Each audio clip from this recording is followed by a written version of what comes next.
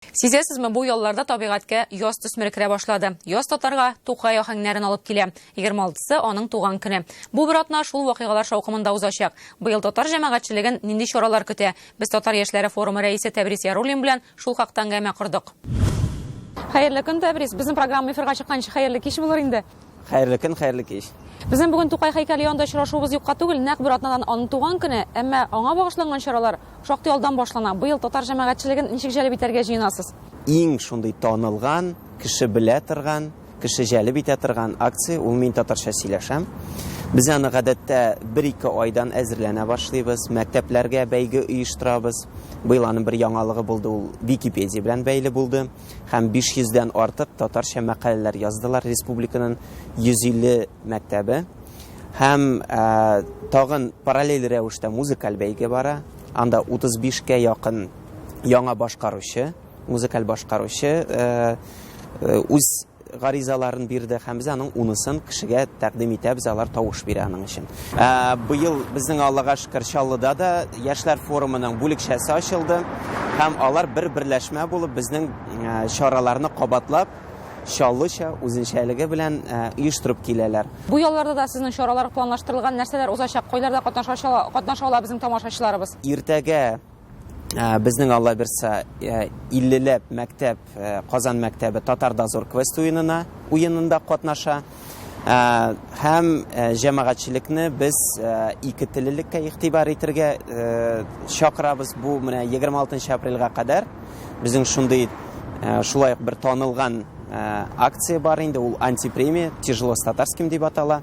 Һәм татар телен инкар иткән, эшендә кулланмаган, һәм хатлар язгач та кулланырга теләмәгән дәүләт учреждениелары, ширкәтләр шушы антипремияны ала.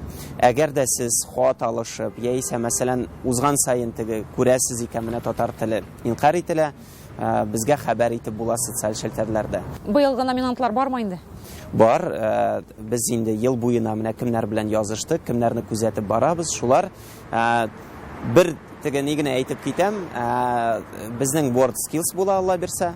Без шуның белән бәйле белдерүләр, реклама, корылмалар, менә шуларны бик игътибарга алабыз, чөнки бу бик актуаль. Бу атнада булачак чараларның кульминация ноктасы мин татарча сөйләшәм акциясе. Бу көнне кайда, нинди чаралар көтә безне?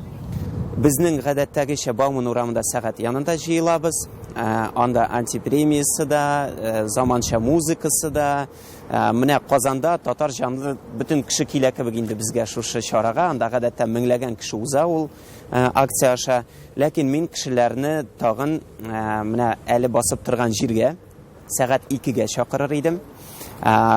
Без быел шундый бик кызыклы форматта чара уздырабыз. Ул атала Сәләм Габдулла дип. Флешмоб.